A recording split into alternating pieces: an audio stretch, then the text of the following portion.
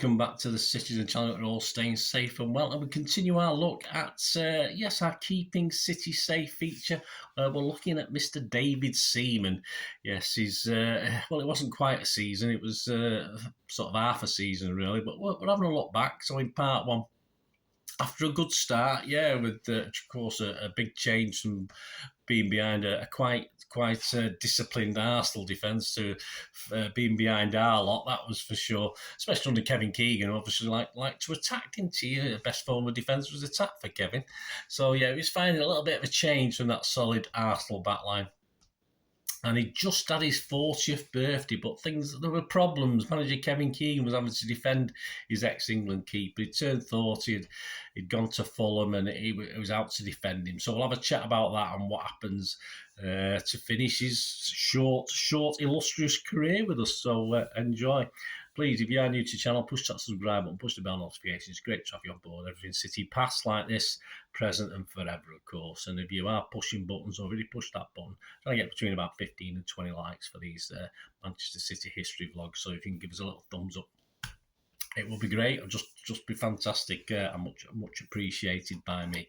Right, so let's conclude this look at David Seaman's stay. I've just I also don't know what else I've done. Harry Dowd one as well. That was again a couple of parts. A lot more information in that, of course, or a lot more information as in years. But obviously, with someone like David Seaman, you've got personal memories as well, so this is what we're trying to include in it. Anyway, getting back to this criticism, yes, after the Fulham game, please check out part one if you've not watched it.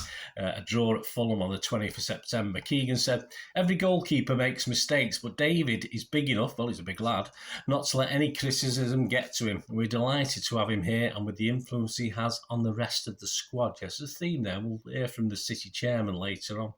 After seeing off TNS, over the two legs. He didn't actually play in the second leg. City were in the first round proper of the UEFA Cup.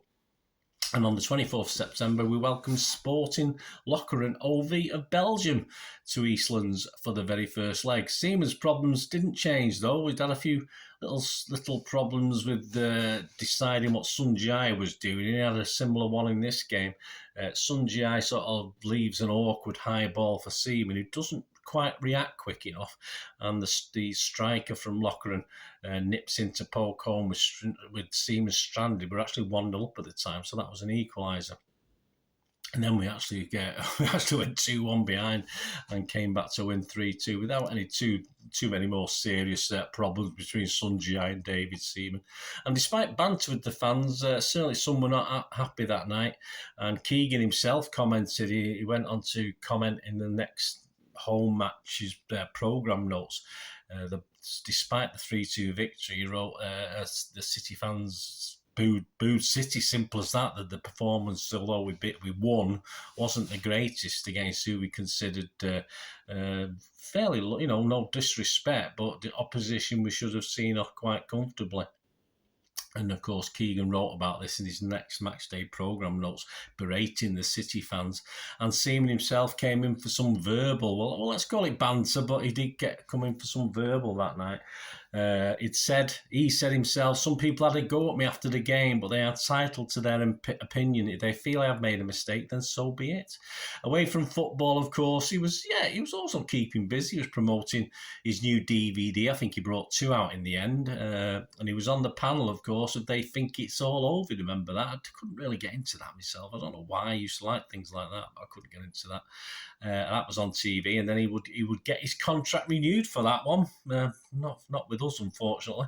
Finally, another shutout for Seaman in a home 0-0 draw with Tottenham on the 28th of September, followed by a 1-0 defeat at Wolves and a 1-0 win in Belgium to go through 4-2 on aggregate in UEFA Cup. I don't think the City fans there were booing that night.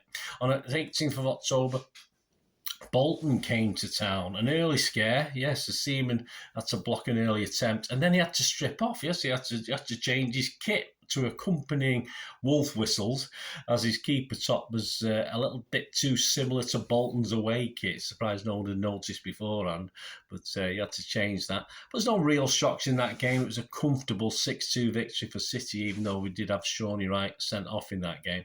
But again, no real problems. A 1-0 defeat at the Bridge was followed by another shutout. Yes, he kept another clean sheet in the Carling Cup third round with a 3-0 away win over QPR. And Seaman had himself back-to-back clean sheets in the 2-0 league win at Southampton, but this would be the only time he would in competitive matches in his stay with us. Groklin Gabolia, there you go, of Poland were at Eastlands for the next UEFA game on the 6th of November. In a 1-1 draw, Seaman had no chance.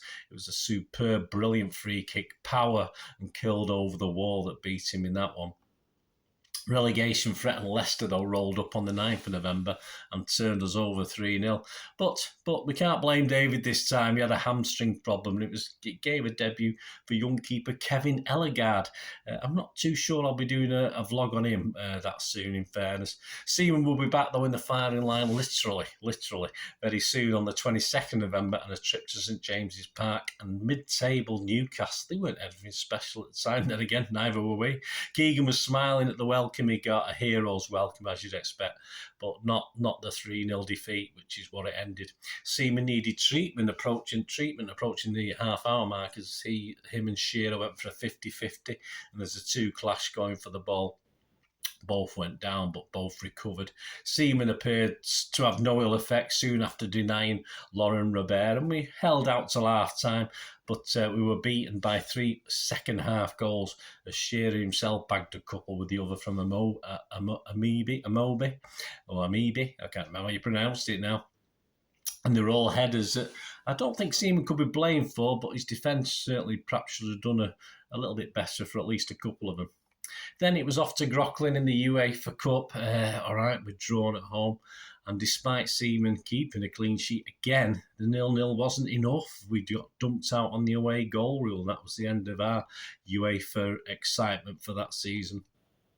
Ellegard stepped up again for the next 2, a home game, lost to Borough 1-0, and a cup exit at Spurs in round 4 of the Coca-Cola Cup 3-1.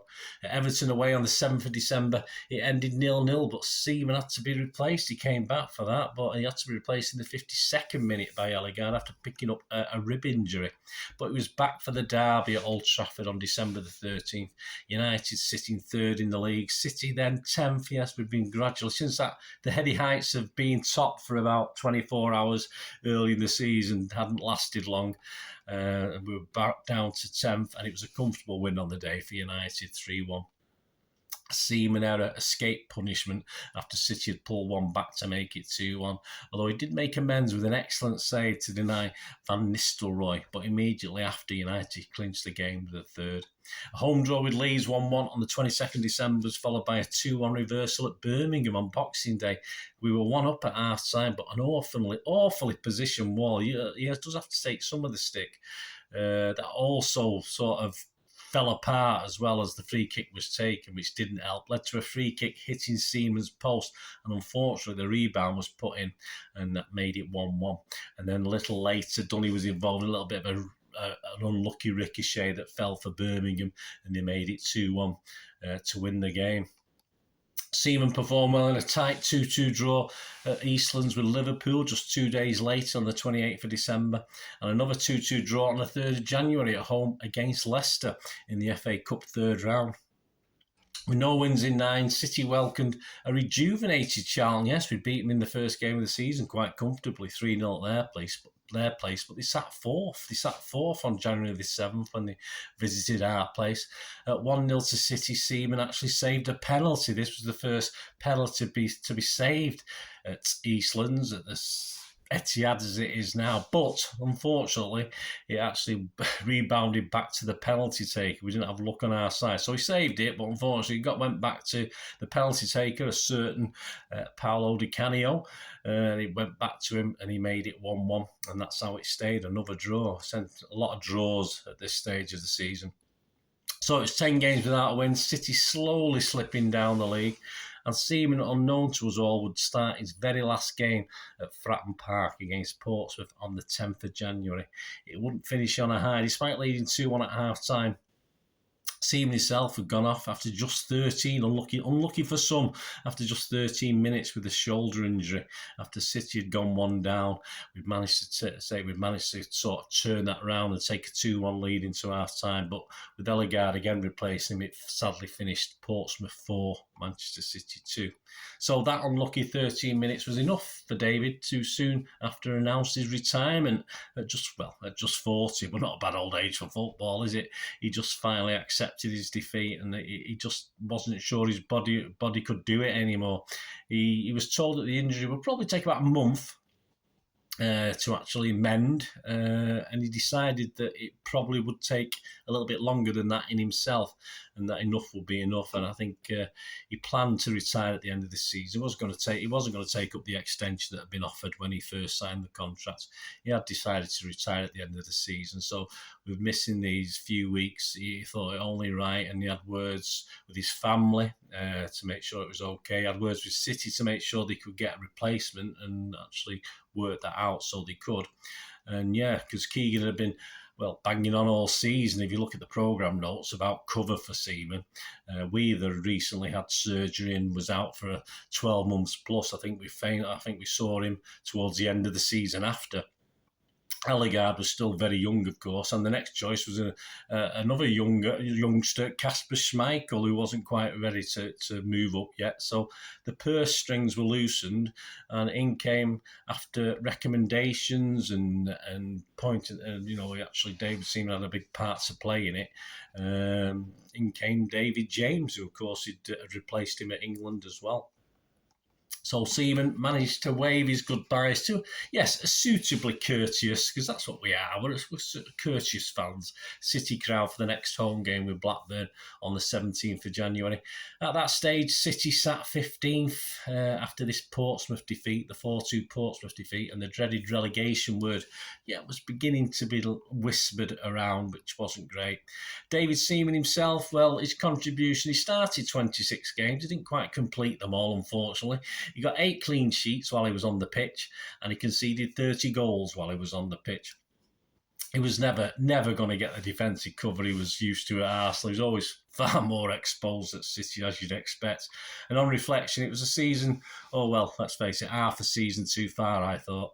Though he was popular with the squad, as already mentioned by Kevin Keegan, and yes, he was hard to dislike, really, as a fan. It was very hard to dislike David Seaman. He was a nice guy, despite those errors. All right, some people had a go, etc. But he was very hard bloke not to like. City chairman John Wardle said of him at the time, the impact he made on the younger players in the squad was invaluable. John Wardle went on to say, we were very fortunate to get the tail end of a career of one of England's greats. And in the short time he was here, we couldn't have asked anything more of him. He was a tremendous help to all the other players at the club. So there you go. Despite some run-ins with the fans, it was never dull, I don't think, watching David Seaman. You could see the quality that was obviously there, but you could also see he'd reached an age and a goalkeeping stage where it wasn't always working correctly. And yes, I have seen many better in City's green or City's yellow or whichever colour they were. I've seen better keepers than David Seaman playing for City in my long time. But put it this way, I've seen many, many more worse as well. So, yeah, thanks, David. It was great to watch him anyway. I watched a lot of that. Of course, I watched the home games and got to some of the away games as well. But hey, I don't think anyone could ever match that ponytail, could they? I'm not going to mention Ryan Giggs. That's because I mentioned it in part 1. I think I got away with it. Thanks for joining me for this edition of Keeping City Safe. Goalkeeping legend David Seaman. But sadly not our legend. But hey, he was a legend. Yeah, a seemingly nice bloke. What can we say? And it was a privilege to watch him and have him at our club, however short a time. Let me know any memories you've got, guys. Hope you enjoyed that. And please spread the word. And thanks for your support. Till we meet again. And that's one thing, don't I? Please stay safe, blues. Come on, City. Bye for now.